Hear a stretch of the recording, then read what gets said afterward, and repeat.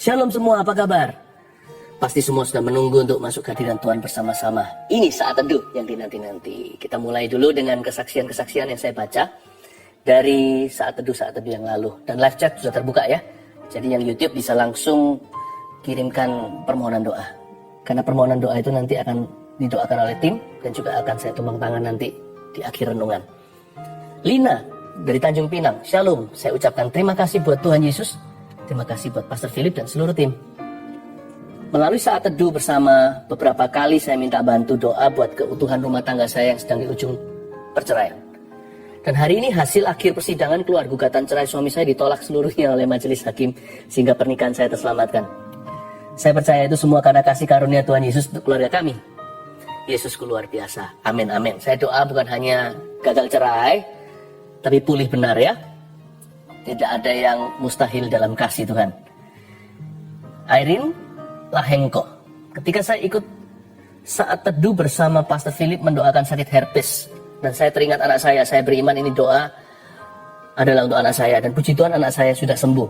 Oh iya, saya ingat itu, saya ingat. Terima kasih Pastor Philip, Tuhan memberkati. Tuhan berkati Anda juga, Irene. Syukur anaknya sudah sembuh ya. Dan ini dari Fitri Dani Lilipali. Menarik namanya.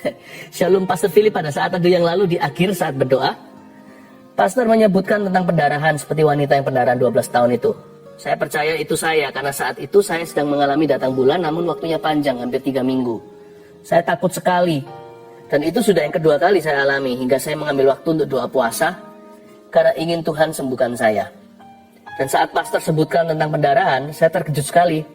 Lalu saya imani. Saat itu pendarahan saya berangsur-angsur berkurang hingga akhirnya pada hari Minggu pagi sama sekali berhenti. Tuhan Yesus dahsyat. Puji Tuhan. Masih banyak kesaksian-kesaksian, kirimkan semua. Karena tidak ada satupun kesaksian itu sia-sia. Kalau saya tidak secara pribadi baca semua atau membacakannya di saat teduh seperti ini, orang lain baca pun diberkati. Dan oleh darah anak domba dan serta kesaksian kita, iblis dikalahkan. Mari kita siapkan hati. Sekarang sebentar lagi Instagram akan menyusul kita. Di YouTube dan IG Live bersama-sama. Mari siapkan hati kita untuk menyembah, dan yang mati inside di dalam akan dihidupkan. Kalau Tuhan datang ada kuasa kebangkitan. Mari kita menghampiri tahta Tuhan dengan haus dan lapar. Let's sing.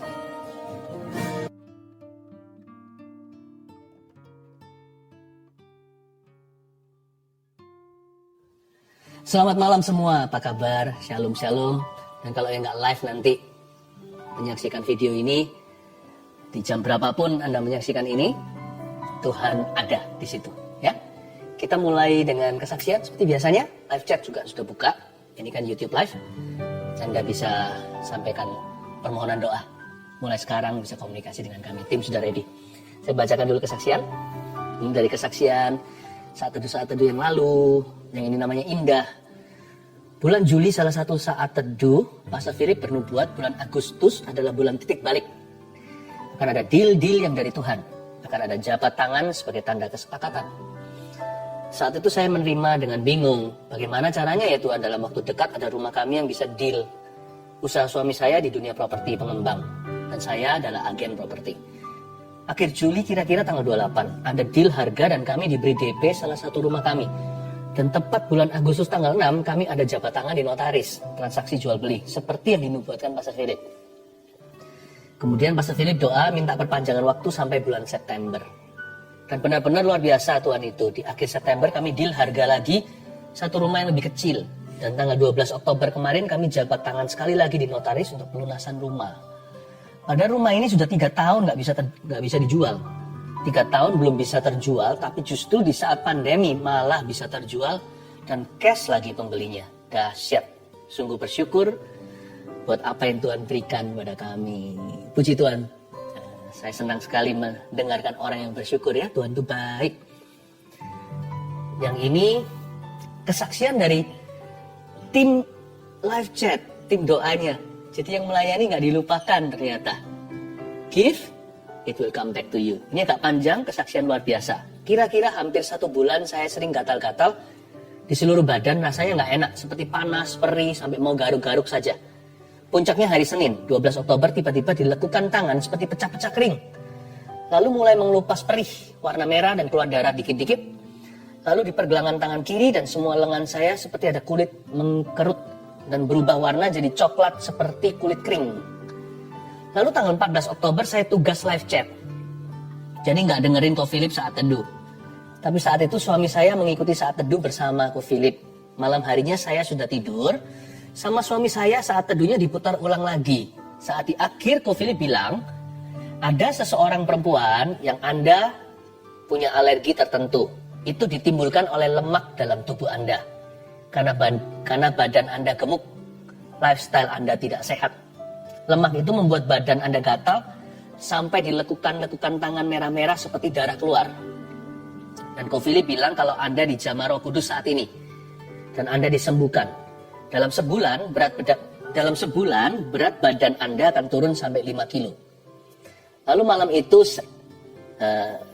Sandy Imani namanya nih, dan doakan bahwa itu saya dan saya pasti disembuhkan. Waktu pagi hari bangun tidur sama Sandy, saya diputarin saat teduhnya Ko Philip, dan waktu Ko Philip bernubuat buat orang yang sakit gatal-gatal, kita langsung toleh-tolehan. Sandy cuma bilang, kamu gak doa sama Tuhan masalah gatalmu itu, tapi Tuhan tahu detail loh, detail sekali segala yang kamu perlukan. Saya memang gak doa sama Tuhan masalah gatal yang saya alami, karena saya kira kulitnya kering saja karena jarang sekali punya waktu perawatan tubuh seperti dulu. #efek sibuk kerja. Terus juga jarang makan sayur. Saya baru sadar ternyata hal sekecil itu pun bahkan tidak saya pikirkan bisa jadi masalah kalau Tuhan tidak campur tangan. Tapi puji Tuhan, Yesus tahu apa yang saya butuhkan. Puji Tuhan, sekarang sudah nggak gatal lagi. Tangan yang bagian lekukan sudah kering, tidak merah-merah sampai seperti darah keluar. Lalu di lengan juga merah-merahnya sudah kering. Di pergelangan tangan juga perlahan kulit mengkerutnya memudar, yang pasti sudah nggak perih lagi. Lalu yang lebih wow, berat badan saya setiap hari sedikit-sedikit turun, belum drastis, tapi sekarang sudah 70 sampai 71 kiloan dari yang sebelumnya 76,4 kilo. Melalui kejadian ini saya belajar bahwa ketika kita belajar hidup sungguh dengan Tuhan, kita nggak usah khawatir tentang apapun, karena Tuhan sendiri yang turun tangan, yang cover kita hingga detil-detil hidup kita.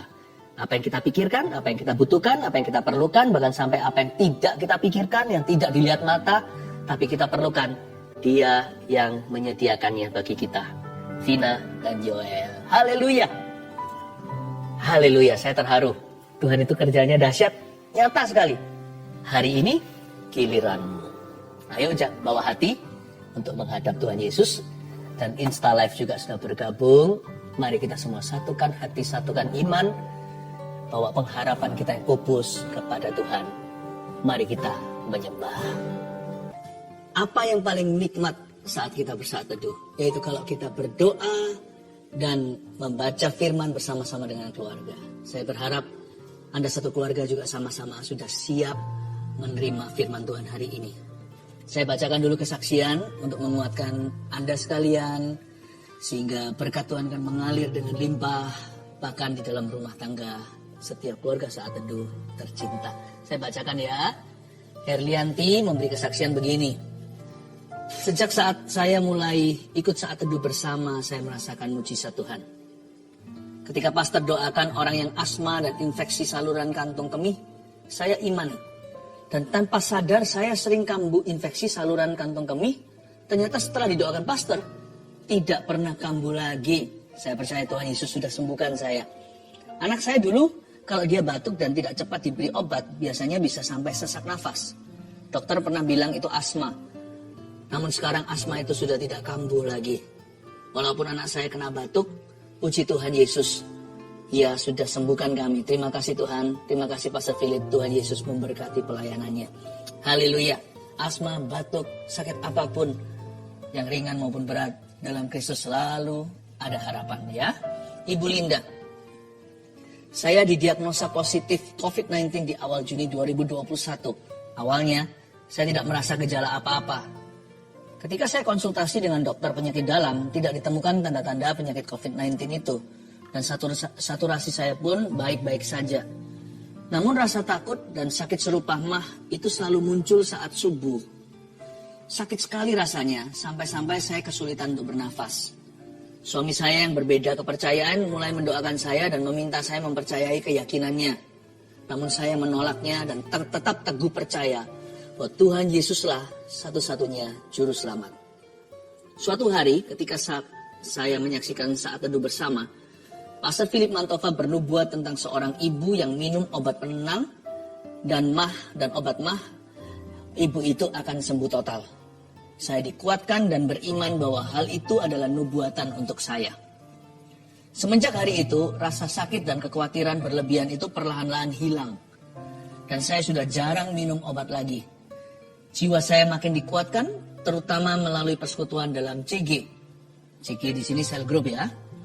Banyak orang memiliki masalah jauh lebih pelik dari saya, tapi kami semua dapat tetap saling menguatkan. Saya percaya hanya Tuhanlah andalan saya. Haleluya. Bukan hanya disembuhkan, tapi juga memperoleh komunitas rohani yang saling menunjang. Puji Tuhan ya, saya berdoa juga keluarga Saat Teduh tidak ada satupun yang yatim piatu rohani. Semua akan menemukannya.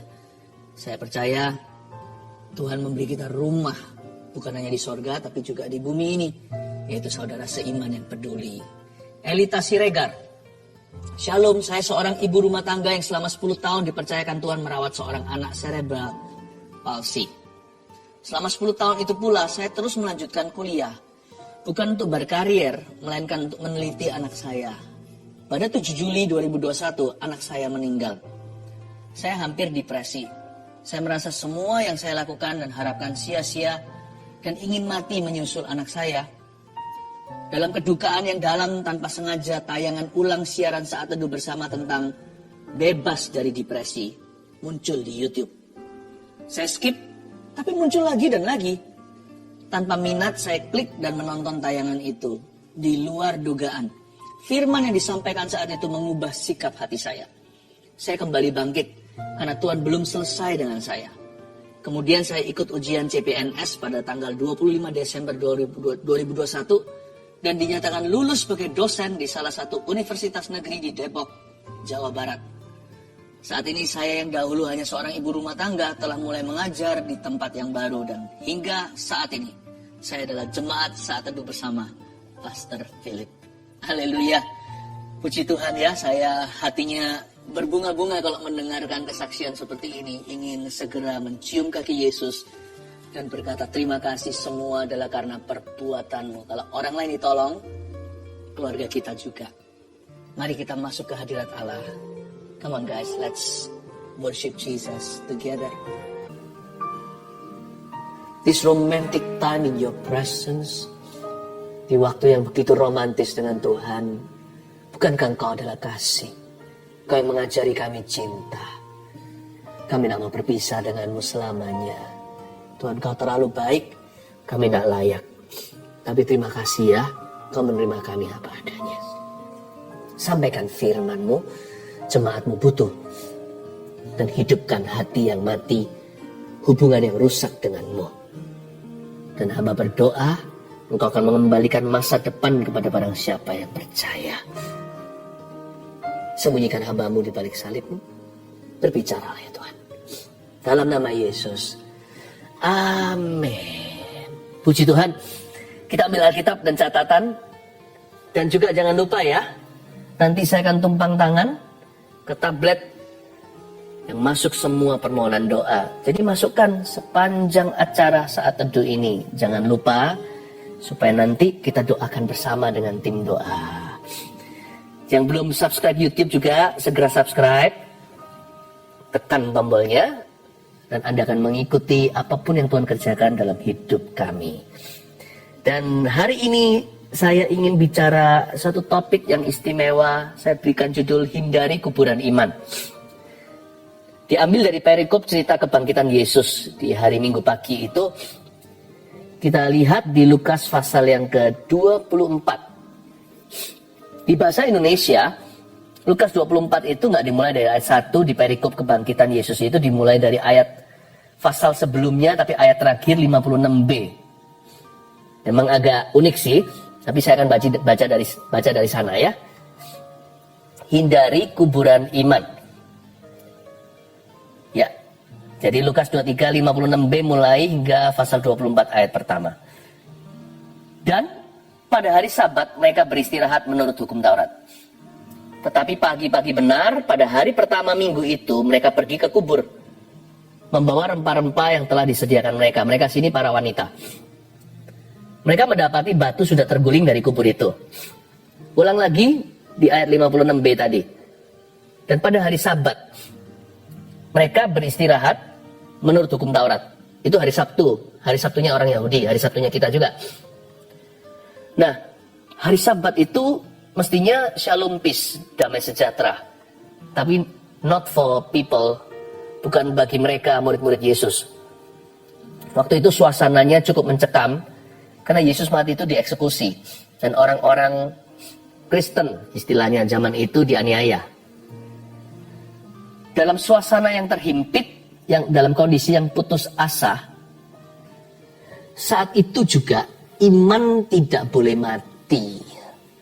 Apapun kondisi keadaan yang kau hadapi, imanmu harus hidup. Kenapa imannya Maria ini, Maria Magdalena, Yohana, Maria, Ibu Yakobus, 3 wanita yang pergi ke kuburan itu, kenapa iman mereka lagi hidup ya? Padahal mereka kira Yesus mati. Nah kita ini loh tahu Yesus hidup, kok imannya mati? Kondisi aja tidak merampas mereka punya iman. Kondisi itu tidak membuat mereka putus asa atau pengharapan. Padahal mereka tidak percaya atau mereka tidak sadar bahwa Yesus segera akan dibangkitkan. Kalau kita kan tahu dari Alkitab, sudah jadi cerita Paskah. Mereka itu nggak punya pengetahuannya. Cintanya sama Tuhan itu cinta bulat hati sampai mati.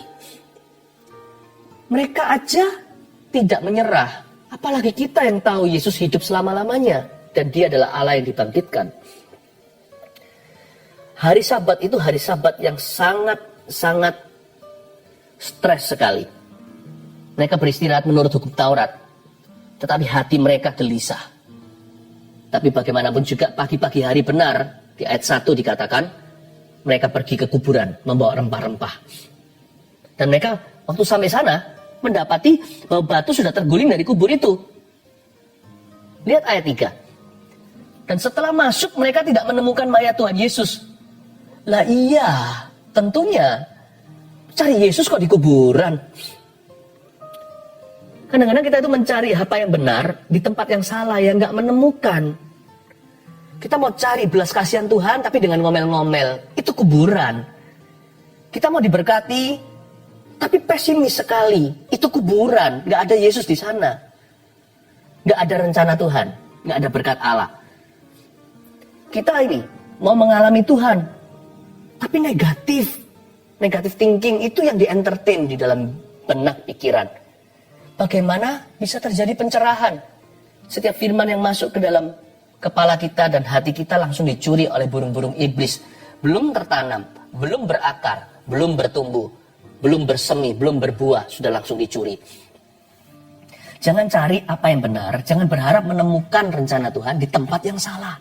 Mau cari jodoh kok didugem. Cari ya di antara saudara-saudara seiman. Kalau mau keluarga yang bahagia loh ya, kalau mau long term vision for your family, kalau kita ini punya visi keluarga yang bahagia, carilah juga pasangan di tempat yang seharusnya. Saya melihat ini sesuatu kata-kata ayat 3 ini sangat-sangat powerful sekali. Saya baca sekali lagi. Dan setelah masuk mereka, Maria dan Yohana ini tidak menemukan mayat Tuhan Yesus. Begini loh.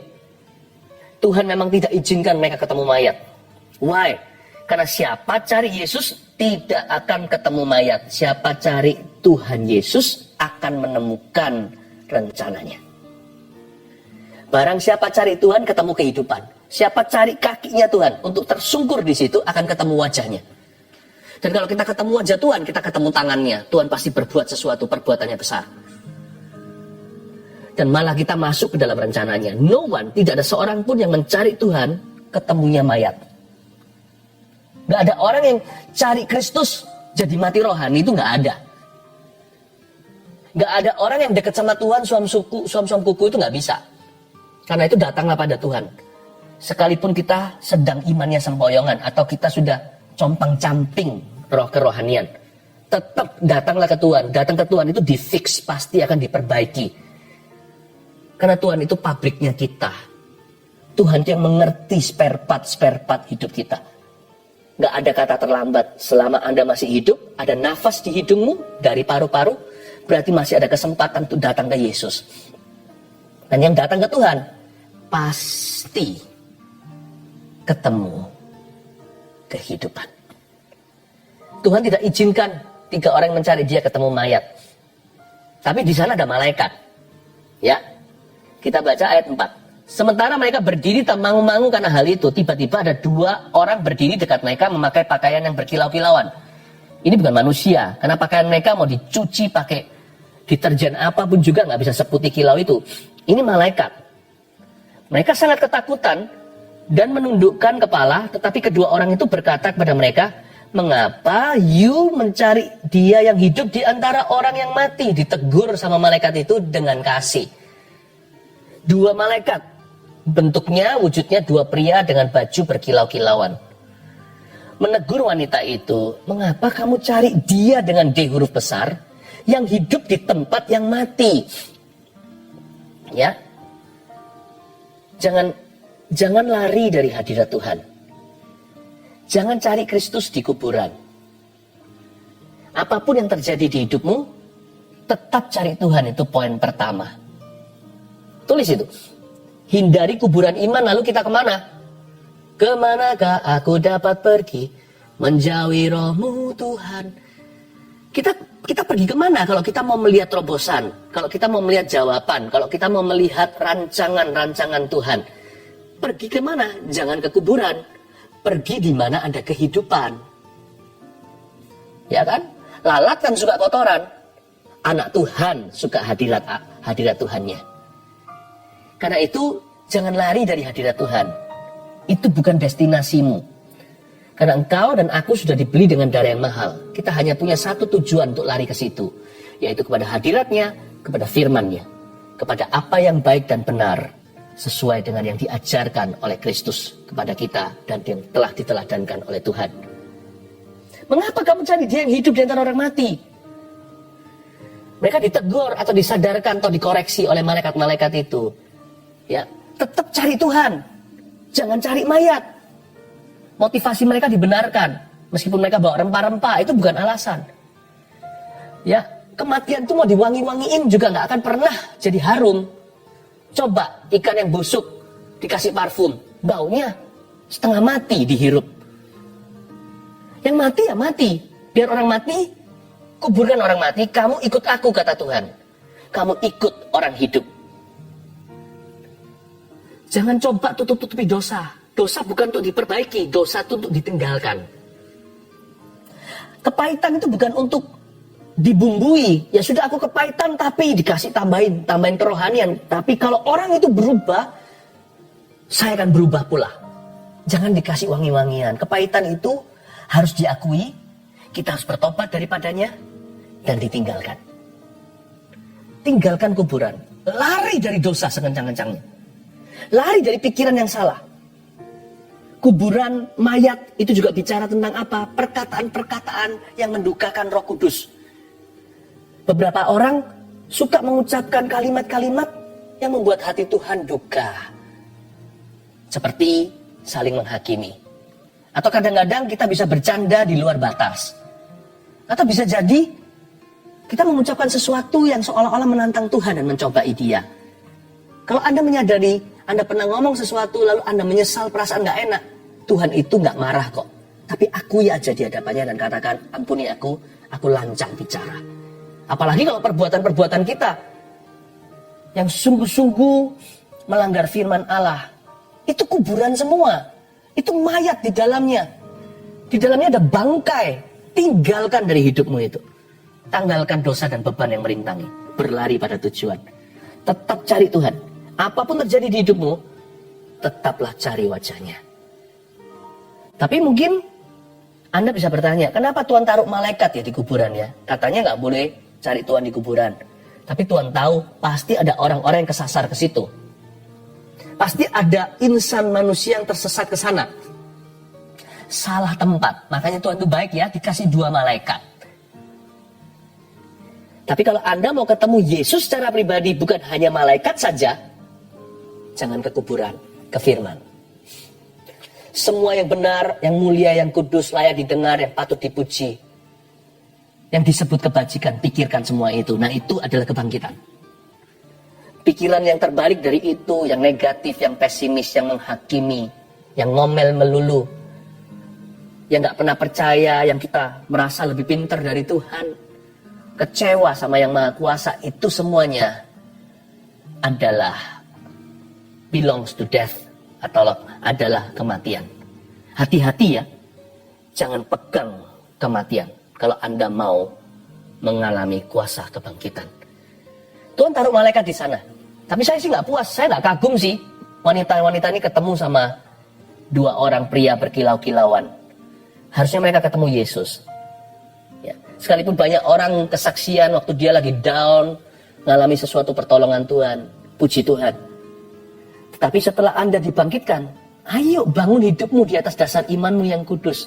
Jangan jatuh bangun melulu.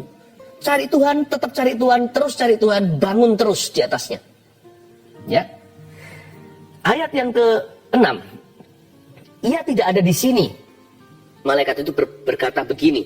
Dan ia telah bangkit. Ingatlah apa yang dikatakannya kepada kamu ketika ia masih di Galilea. Garis bawahi kata itu. Ingatlah apa yang dikatakannya kepadamu.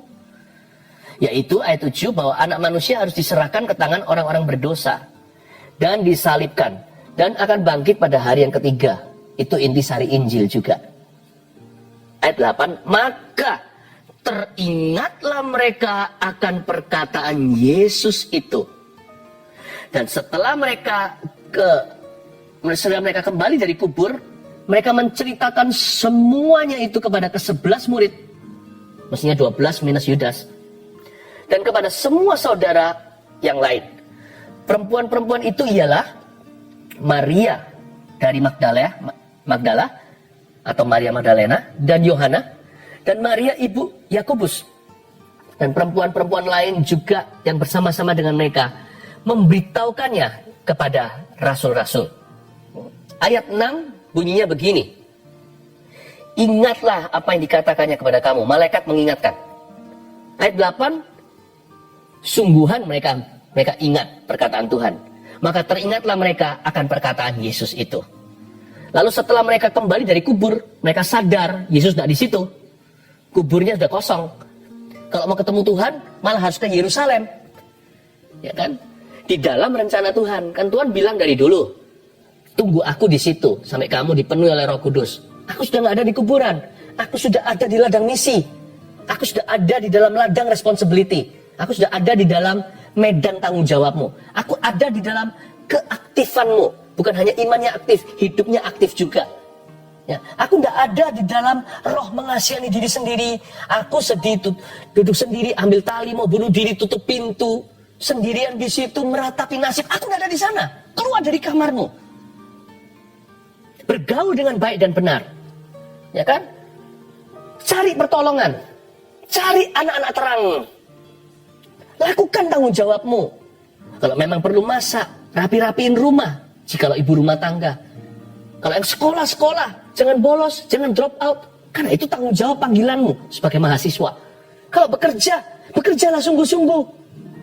Ya, aku sudah ada di dalam keramaian Yerusalem. Aku sudah ada dan berada persis di tengah-tengah aktivitimu. Dalam kegiatan sehari-harimu. Aku ada di situ. Cari aku di sana. Kamu akan temukan. Jangan cari di ratapan. Ya. Maka teringatlah mereka akan perkataan Yesus. Dan setelah mereka kembali dari kubur nih wanita-wanita, mereka langsung menceritakan semuanya. Mengingat saja nggak cukup, mereka ceritakan. Poin nomor 2, gimana hindari kuburan. Bukan hanya tetap cari Tuhan. 2, perkatakan firman. Acquire the habit of quoting and memorizing scriptures for yourself. Mulai adopsi sebuah kebiasaan baik untuk menghafal Hafal seluruh Alkitab sih nggak bisa, tapi hafal ayat-ayat yang berguna, yang bisa langsung di luar kepala. Meskipun nanti ada banyak ayat kita nggak hafal, tapi kita tahu kira-kira di mana kita buka lagi, jadi ingat kembali. Tapi biasakan adopsi sebuah gaya hidup yang suka mengingat scriptures atau firman, sehingga bisa quote atau sehingga bisa mencetuskannya, atau bisa bukan untuk menggurui orang lain, tapi kau gunakan untuk dirimu sendiri, quoting the scriptures, atau bisa mengutip ayat-ayat. Apalagi ketika kita masuk pencobaan, Yesus di padang gurun, ingat, setan pakai ayat juga, tapi Yesus yang punya ayat, Yesuslah firman. Dia berkata, ada tertulis, nggak bisa apa-apa tuh setan. Itu yang disebut dengan ayat emas. Waktu kita sekolah minggu zaman dulu, yang Kristen dari dulu ya, selalu guru memberikan gini, ayat emas hari ini apa? Temukan ayat-ayat emasmu. Bukan pilih-pilih firman, kalau baca ya teratur, Kejadian sampai Wahyu. Tetapi ada ayat-ayat yang merema, yang melompat, ayat-ayat kang guru di dalam hatimu. Perkatakan firman. Hindari kata-kata pembicaraan yang tidak perlu, pertikaian atau silat kata semata-mata. Hindarilah gosip, fitnah. Hindari yang gitu-gitu. Hati-hati gunakan lidah, karena lidahmu itu kehidupan. Jangan sampai lidahmu jadi kematian. Kalau lidah kita itu kehidupan, menjadi kematian, betapa matinya kerohanianmu. Mata kita ini terang tubuh. Nah kalau mata kita ini gelap, betapa gelapnya terangmu. Makanya ada orang-orang gak bisa tahan nafsu, karena dia melihat melulu. Yang dia lihat gak keruan. Gimana dia bisa tahan? Karena mata adalah jendela tubuh. Nah lidah itu pewarna sifat. Lidah itu adalah atmosfer jiwa kita. Hawa, seperti kalau remote kontrolnya AC itu di setel 18 derajat. Lidah itu yang setel derajatmu di hadapan Allah. Pastikan kau katakan iman, kehidupan. Katakan kata-kata minimal yang positif. Itu aja orang dunia bisa. Tapi katakan firman, hanya anak-anak Tuhan yang mampu. Karena ada kuasa. Karena Yesus waktu mengucapkan firman, jadilah, maka jadilah terang, jadilah cakrawala. Tahukah, mulutmu bisa membunuh, mulutmu bisa mencipta. Pastikan mulut kita bukan kuburan. Mulut kita itu kebangkitan. Amin. Tetap cari Tuhan, perkatakan firman. Saya sudah mau selesai di ayat 11 dan sampai ayat yang ke-12. Tetapi bagi mereka ini rasul-rasul sekarang, bukan wanita-wanita. Murid-murid Yesus 11 orang itu. Perkataan-perkataan itu seakan-akan omong kosong. Dan mereka tidak percaya kepada perempuan-perempuan itu. Disayangkan. Perkataan wanita itu loh, seakan-akan omong kosong katanya. Mereka nggak percaya kepada perempuan-perempuan itu. Sungguh pun demikian, Petrus bangun lalu cepat-cepat pergi ke kubur itu. Rasul gegabah ini. Ketika ia menjenguk ke dalam, ia melihat hanya kain kapan saja. Lalu ia pergi dan ia bertanya dalam hatinya, apa yang kiranya telah terjadi? Konyol sekali. Dikasih muda kok mau susah. Itulah hati orang yang selalu curiga, senantiasa. Manusia yang hidup dalam trauma itu menyusahkan hidupnya sendiri. Lalu dia akan menyusahkan orang lain juga. Poin nomor 3 ya. Kalau kita mau menghindari kuburan dan kita mau lihat senantiasa kehidupan, artinya kemanapun kita pergi, nggak sempurna hidup ini, nggak smooth melulu atau mulus selalu, enggak loh ya, enggak. Kalau orang berkata hidup mulus selalu, ikut Yesus itu enak terus, bohong. Selalu ada up and down, tantangan. Tapi Tuhan berjanji, kemanapun kita pergi, kemanapun Tuhan membawa kita dalam rencananya, selalu berujung rumput hijau, air tenang. Benar. Situasi belum berubah pun, itu kondisi hati. Jangan susahkan hidupmu dan susahkan hidup orang lain. Kalau kita nggak mau lihat kuburan, tapi rumput hijau dan air tenang, pastikan poin 3 ini kita hayati dan lakukan. Kita hidupi. Belajar percaya dan mempercayai. Nah, belajar percaya itu sama Tuhan. Mempercaya itu manusia. Belajar mempercaya orang sekalipun selalu beresiko. Tahu nggak yang paling beresiko itu adalah percaya sama manusia. Percaya diri juga resiko. Emangnya diri kita itu bisa dipercaya? Tapi apapun resikonya, tetap rencana Tuhan itu melibatkan orang dalam hidup kita. Kita harus belajar mempercayai. Nah ini rasul-rasul ke-11 murid ini. gagal percaya dan gagal mempercayai. Mereka gagal percaya karena Yesus pernah ngomong sama mereka, nanti gimana dia akan bangkit segala. Dia gagal mempercayai wanita-wanita itu paling tidak 3 itu penuh reputasi. Tapi perkataan wanita perempuan-perempuan itu dianggap omong kosong. Siapa yang rugi? Bukan sang saksi. Yang mendengarkan kesaksian itu yang rugi sendiri. Kalau dia selalu menaruh rasa curiga, malah perlu lari-lari ke kuburan, toh nggak ketemu, kecuali ketemu kain kapan. Lalu nanti dia bertanya, bengong lagi hatinya. Dalam hatinya dia bertanya apa yang telah terjadi. Apa susahnya sih percaya saja? Loh, sana bilang gampang, percaya saja.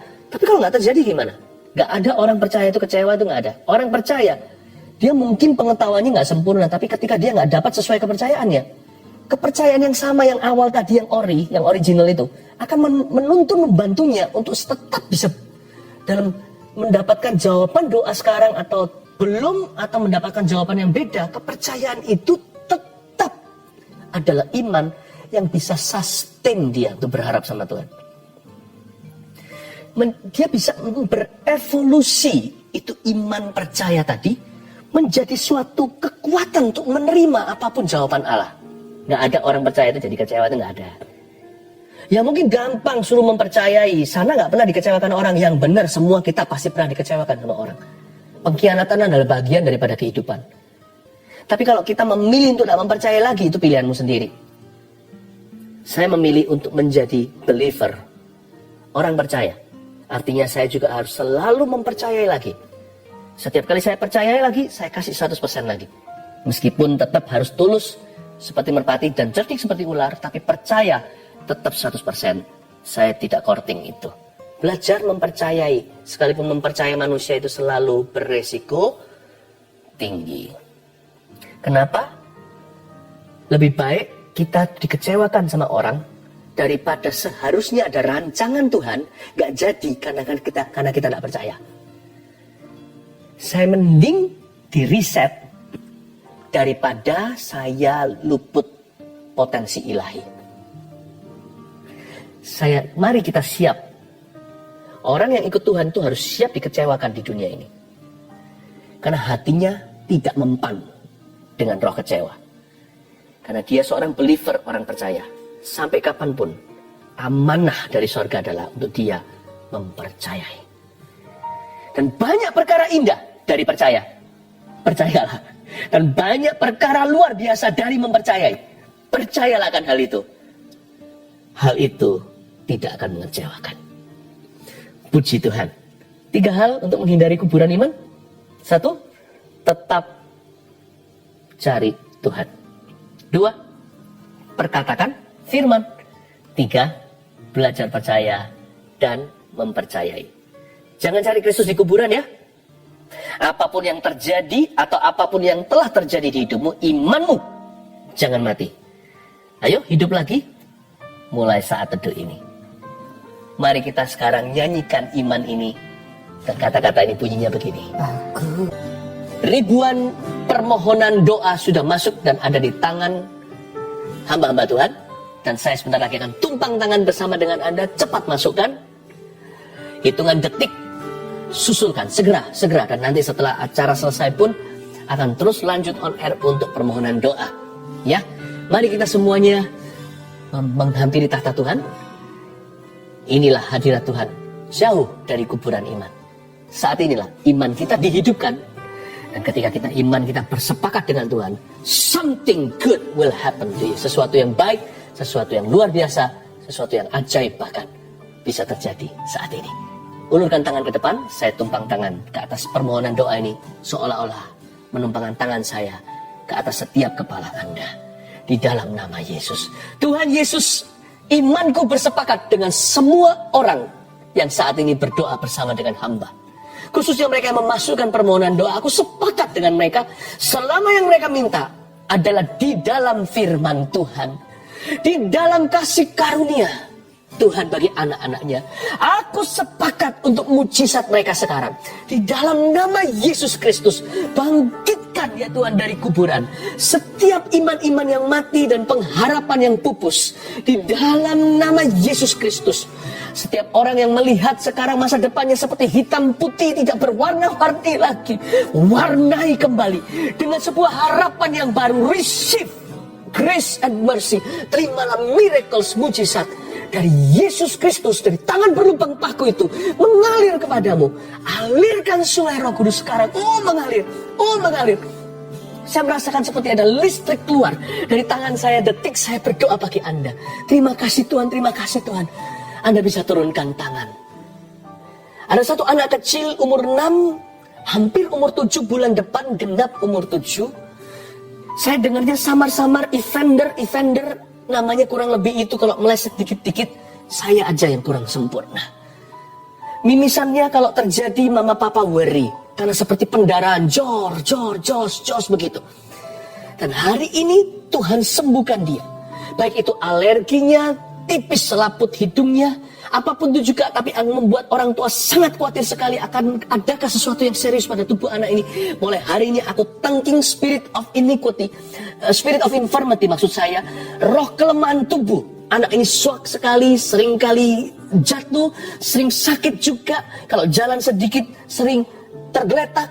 Padahal tidak terjadi apa-apa atau tersandung siapa-siapa atau tersandung barang tertentu. Di dalam nama Yesus ku berikan kekuatan iman kepada orang tua dan berikan kekuatan ilahi Tuhan dalam tubuh anak ini. Dan biar anak ini akan dipakai oleh Yesus di dalam nama Yesus waktu dia dewasa nanti. Terpujilah nama Tuhan. Dan seorang pasangan muda-mudi yang belum mendapat keturunan. Ada mium saya lihat Tuhan tunjukkan di lambung itu ada yang besar 1, ada yang kecil-kecil 3 atau lebih dari itu, kecil-kecil menempel di dinding-dinding. Seperti ada satu X-ray Tuhan di depan saya saat ini. Dan di dalam nama Yesus Tuhan memberimu kesembuhan, mium itu mengecil dan akan dissolve dan akan melarut sendiri dan menghilang tanpa sebab, tanpa jejak in Jesus name. Dan inilah double miracle-nya. Inilah mujizat gandanya. Tak lama lagi Anda akan mendapat keturunan dari Tuhan Yesus. Kandunganmu diberkati, kandunganmu diisi, dan Tuhan akan mengingat Anda ketika suami dan istri bersatu. Tuhan akan mengingatmu di dalam nama Yesus Kristus Tuhan. Haleluya, amin. Welcome di saat teduh yang sudah dinanti-nantikan semua orang. Hari ini kita mau masuk hadirat Tuhan, minta Tuhan menguji hati kita sehingga hati kita senantiasa dibersihkannya. Sebelumnya saya bacakan kesaksian terlebih dahulu untuk menguatkan iman setiap orang yang bergumul dengan sesuatu. Yang ini dari Jasmine di New York. Shalom Pastor Philip dan tim. Saya tinggal di New York hampir 10 tahun bersama keluarga. Di sini saya pelajar dan mengambil sekolah kedokteran. 2 tahun terakhir ini adalah masa yang sangat sulit untuk saya karena nilai ujian screening untuk masuk sekolah kurang baik. Dari aplikasi sekian banyak sekolah, saya tidak dapat interview. Saya merasa lelah dan mau menyerah untuk menjadi dokter. Tapi Tuhan Yesus kita sangat baik dan selalu tepat waktu di dalam bekerja. Di salah satu saat teduh Pastor Philip di awal tahun ini, saya dengar bahwa ada anak yang akan masuk sekolah kedokteran. Pastor Philip bilang untuk coba lagi dan jangan menyerah. Pastor juga bilang, selamat, Anda akan menjadi dokter. Di saat itu hati saya tergerak untuk berdoa dan meminta, serta mengimani bahwa itu juga rencana Tuhan Yesus untuk saya. Singkat cerita, saya sudah diinterview dan diterima di sekolah kedokteran di Amerika 1 bulan yang lalu dengan beasiswa yang cukup besar. Lalu ada lambang smile-nya. Tuhan Yesus sungguh sangat baik, bisa menyampaikan isi hatinya lewat Pastor Philip. Terima kasih Pastor dan tim GMS. Semoga kesaksian ini bisa menguatkan para pelajar yang mau merintis karirnya. Tuhan Yesus selalu punya rencana yang baik dan dia selalu tepat waktu. Amin. Senang ya? Nah, nanti kalau saya jadi dokter, tak boleh lupa sama Tuhan. Selalu lakukan kehendak Tuhan melalui profesi Anda. Elizabeth, bulan Desember saya mengaminkan apa yang saya dengar dari Pastor Philip tentang tiroid yang disembuhkan oleh Tuhan Yesus. Waktu itu hasil ekografi tiroid stadium 4. Karena banyak masalah, saya menunda cek ke dokter spesialis. Tapi saya percaya Tuhan sanggup sembuhkan. Tepatnya tanggal 29 Maret saya akhirnya ke dokter spesialis dan saya melakukan tes scintigraphy pada 6 April di rumah sakit. Puji Tuhan, Hasilnya menunjukkan tidak ada tiroid. Semuanya normal. Sungguh tidak berkesudahan. Kasih setia Tuhan. Terima kasih Pastor Philip dan tim atas pelayanannya. Lisa Anggraini. Saya ingin bersaksi tentang kebaikan Tuhan. Sekitar awal Maret, saya terserang vertigo yang sangat parah sehingga harus dilarikan ke rumah sakit untuk dirawat sementara. Setelah itu rasa pusing dan sakit di kepala tidak kunjung hilang selama 2 minggu. Saat mendengarkan Saat Teduh tanggal 13 Maret 2021, Pastor Philip mendoakan agar penyakit vertigo beserta semua gejalanya dipatahkan dan disembuhkan dalam nama Yesus. Saya imani itu untuk saya. Seketika itu juga rasa pusing dan tidak enak di kepala saya hilang seketika. Saya bersyukur tidak pernah kambuh lagi hingga hari ini. Tuhan itu baik. Terima kasih atas pelayanan pastor beserta seluruh tim. Puji Tuhan, banyak orang mengalami mujizat. Mari kita doakan hari ini giliran Anda yang menanti-nantikannya. Tapi sebelumnya, mari bawa hati kita, biar Tuhan selidiki, biar Tuhan murnikan, dan biar Tuhan menjamahnya. Haleluya. Tablet ini tumbang tangan, tapi sebelumnya saya beritahu apa yang saya rasakan. Saya rasakan ada di antara Anda, tidak sedikit sebenarnya, yang bergumul dengan penolakan manusia. Sebagian disakiti teman, pacarnya, atau ex-nya, bahkan suami atau istrinya. Dan tidak sedikit juga yang berurusan batinnya dengan orang tuanya. Selama ini Anda hanya merasakan kesepian. Yang Anda rasakan ya lumrah sebagai manusia sebelum dengar firman seperti ini. Yang Anda terus rasakan adalah penolakan mereka. Hari ini bertobatlah. Hari ini bertobatlah. Bilang sama Tuhan Yesus, ampuni aku, selama ini aku lihat lubang donatnya. Sementara selama ini kau selalu menungguku, menyambutku, kau membelai aku. Saya bisa rasakan di belakang saya ini seperti semutan. Dan saya tahu hal-hal seperti ini peka. Ini bukan perasaan saja, bisa saja fisik. Tapi bisa saja tubuh saya yang menangkap sinyal-sinyal hadirat Tuhan ada di sini. Seperti ada belayan-belayan. Saya rasakan belayan itu sebenarnya untuk Anda. Saya hanya menjadi kepanjangan lidah. Lalu di antara Anda sekarang, beberapa orang merasa seperti di lehernya sini seperti ada sesuatu yang naik turun. Tiba-tiba semua kebencian, penolakan, kepahitan itu muncul semua ke permukaan. Naik turun.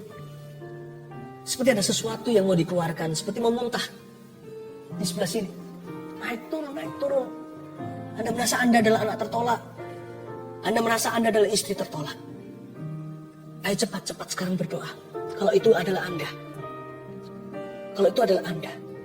Sekarang ulurkan tangan ke depan aja sambil saya pegang tablet ini dan sekalian mendoakan untuk semua orang. Ulurkan ke depan. Tuhan Yesus. Bilang sama saya, Tuhan Yesus, ampuni aku selama ini lihat lubang donatnya. Mulai hari ini yang kurasakan adalah kasih, bukan penolakan manusia. Yang kurasakan adalah penerimaan Allah. Terima kasih Engkau sayang padaku. Aku tidak mau berhubungan lagi dengan roh kepahitan ini dan roh penolakan ini. Aku putuskan di dalam nama Yesus. Aku perintahkan setiap roh penolakan untuk meninggalkan orang-orang itu sekarang. Di dalam nama Yesus Kristus. Keluar. Di dalam nama Tuhan Yesus Kristus. Tinggalkan orang-orang yang kau jajah bertahun-tahun ini. Kau roh penipu, roh najis, roh kepahitan, roh penolakan yang naik turun di leher orang itu. Seolah-olah semua gelembung itu keluar, semua memori itu datang. Aku perintahkan di dalam nama Yesus untuk kau meninggalkan mereka. Dan jangan pernah kembali, jangan ganggu mereka lagi.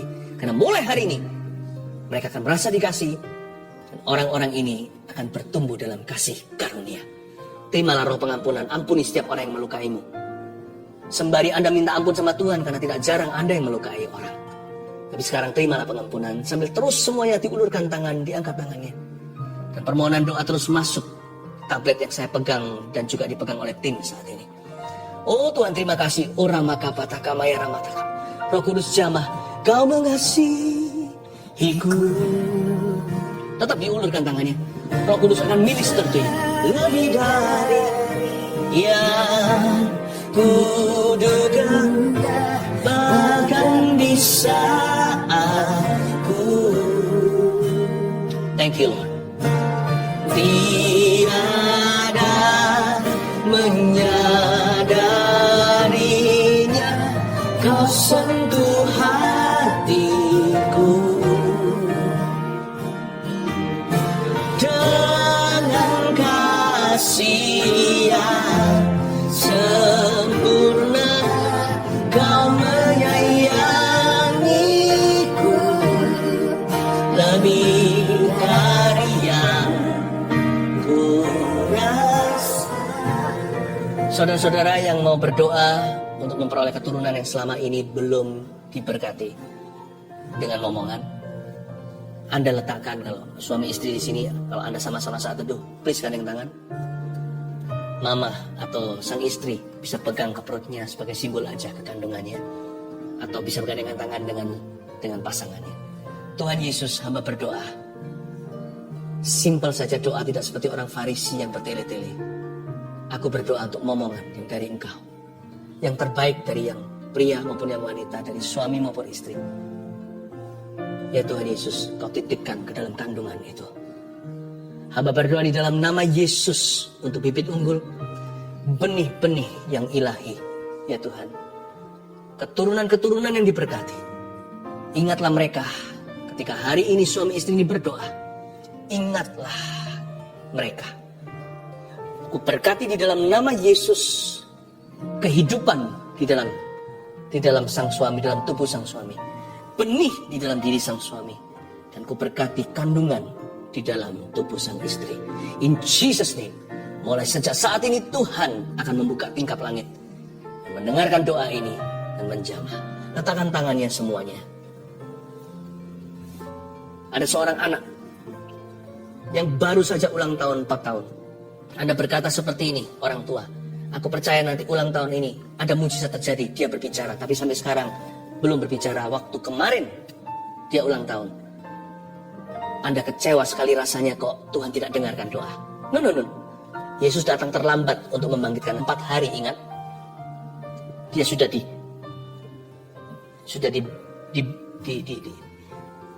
pakai kain kafan, tetapi Tuhan Yesus tidak pernah terlambat. Sejak saat ini saya berdoa di dalam nama Yesus Kristus dan menubuatkan, anak Anda akan berbicara, akan datang waktunya, dia selalu berbicara, sampai-sampai Anda berkata, tolong kasih mama waktu, sebab anak ini akan suka ngoceh, suka cerita, suka ketawa. Terimalah untuk keluarga Anda di dalam nama Tuhan Yesus Kristus. Haleluya. Pohon zaitun itu perlu waktu untuk bertumbuh. Nggak bisa langsung dipetik buahnya. Tapi kalau sudah bertumbuh, dia bisa lama. Pohon ini bisa sampai ratusan atau ribuan tahun. Pohon zaitun ini nggak main-main. Pohon zaitun ini adalah pohon yang bisa memberikan hasil yang sangat-sangat menguntungkan. Nantinya setelah tahunan. Bahkan kadang-kadang bisa 40 tahun baru dia menghasilkan buah-buah yang maksimal. Minyak-minyak yang paling murni. Anak kan juga begitu kan. Waktu masih kecil dia merepotkan. Tapi kalau Anda tekun mendidik dia dalam takut akan Tuhan, dalam hikmat-hikmat dan doa, anak itu nanti bertumbuh besar. Tunggu dia nanti. Ketika dia mulai dewasa 20, 30, 40, semakin matang, semakin murni. Dari dulunya merepotkan, nanti akan membuat hidup Anda ringan. Anak yang bijaksana meringankan hidup ayah ibunya. Anak-anakmu seperti tunas pohon zaitun di sekeliling mejamu.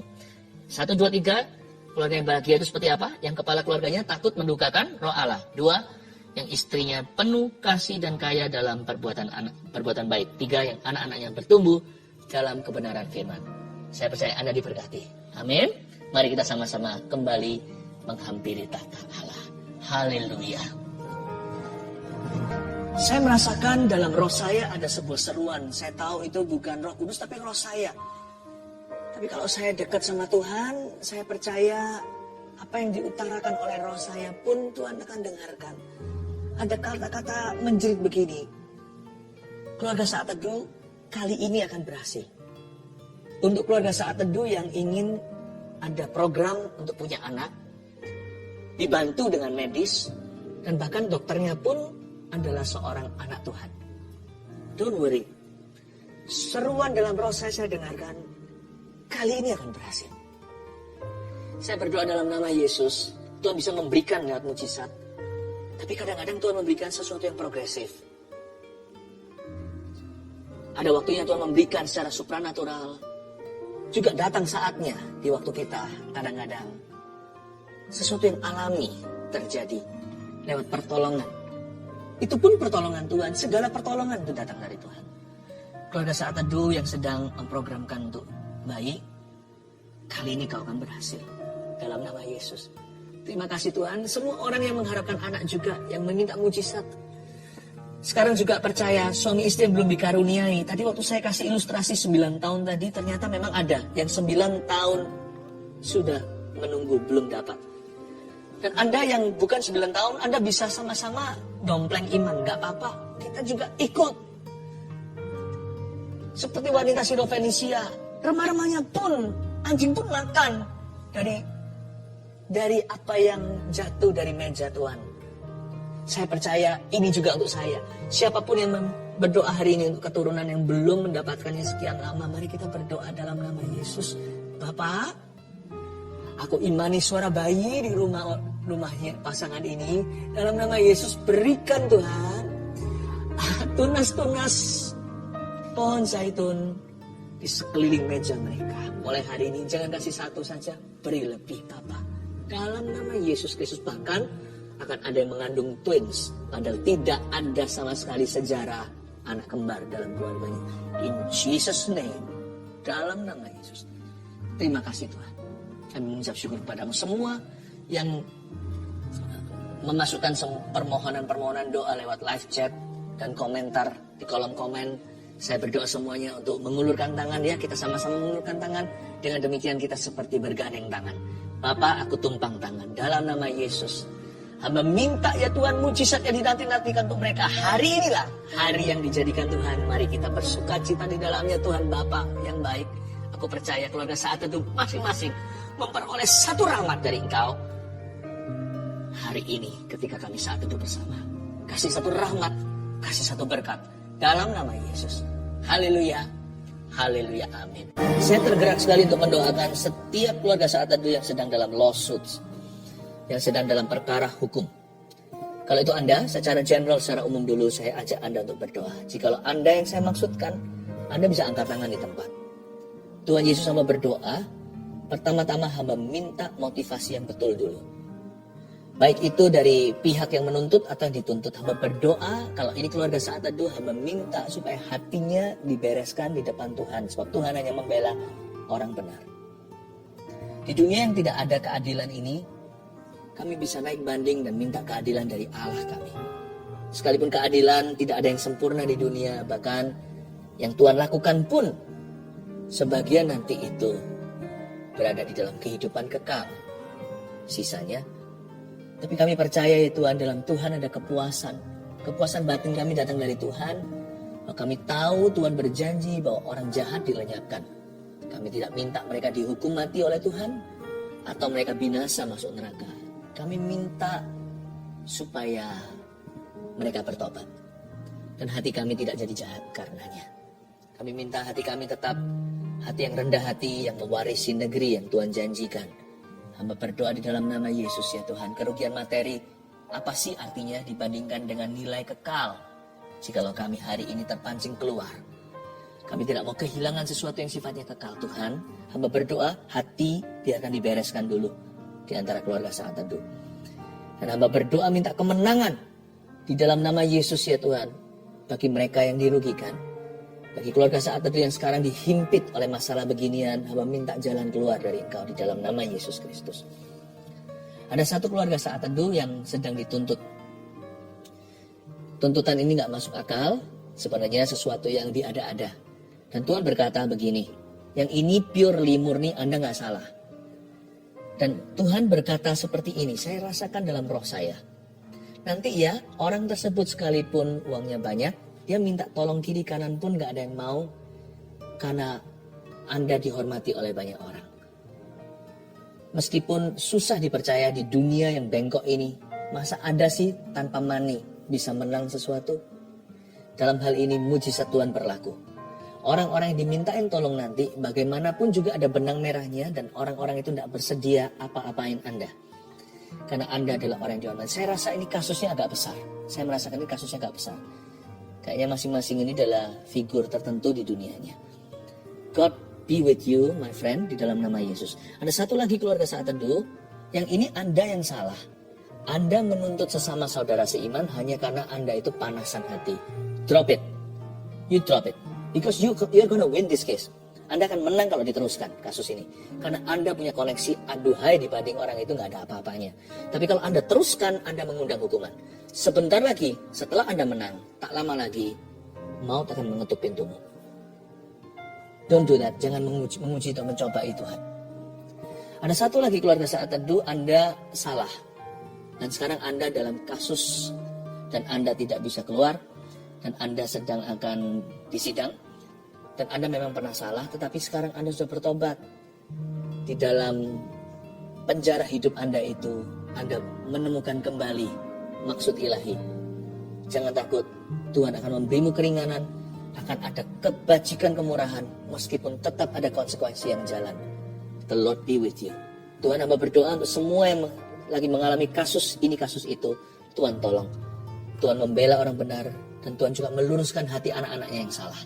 Terima kasih Tuhan, hamba tidak minta hukuman siapa-siapa. Hamba minta roh pertobatan. Dan hamba minta kebajikan kemurahan ya Tuhan, bagi mereka yang saat ini disalahi. Berikan kepada kami semua hati yang mudah mengampuni. Mari semua keluarga saat itu pegang dadanya seperti ini. Kasih kami hati yang legawa. Hati yang luas. Yang lebar seperti mansion, seperti istana. Kalau soal mengampuni dan melepaskan pengampunan dan memberkati, menaruh bara api. Keluarga saat teduh jagonya. Keluarga saat teduh expertnya, ahlinya. Dalam nama Yesus. Terima kasih Tuhan. Mari sekarang ulurkan tangan kita berdoa. Untuk setiap permohonan doa yang sudah masuk di sini. Tuhan Yesus jamah. Yang sakit kau sembuhkan dalam nama Yesus. Roh najis pergi dari keluarga itu. Tinggalkan meja makan orang itu. Hai roh kebangkrutan. Dan hamba berdoa Tuhan Yesus tolong setiap orang yang dalam hutang piutang.